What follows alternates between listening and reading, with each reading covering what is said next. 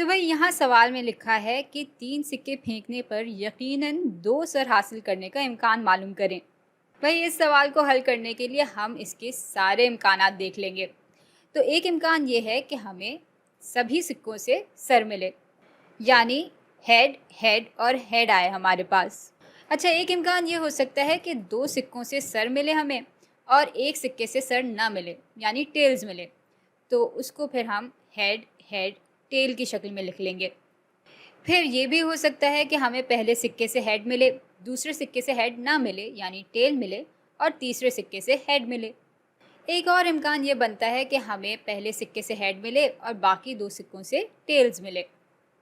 फिर ये भी एक इम्कान है कि हमें पहले सिक्के से टेल्स मिले और बाकी 2 सिक्कों से हेड्स मिले। अच्छा, टेल हेड टेल भी एक इम्कान हो सकता है, टेल टेल हेड भी एक इम्कान हो सकता है, और आखिर में टेल टेल टेल भी एक इम्कान हो सकता है। तो जब हम 3 सिक्कों को उछालते हैं तो हमारे पास मुमकिना तौर पे इनमें से कोई भी एक जवाब आ सकता है, यानी 1 2 3 4 5 6 7 8 8 ऑप्शंस, 8 मुमकिनात हैं हमारे पास। अच्छा, इन सब मुमकिनात में से इसमें इसमें और इसमें बिल्कुल 2 सर मौजूद हैं। तो अब ज़रा इसकी प्रोबेबिलिटी को दिखाते हैं। तो प्रोबेबिलिटी को हम यूँ दिखाएंगे कि फ्रैक्शन के निचले हिस्से में हम सब मुमकिनात को लिखेंगे।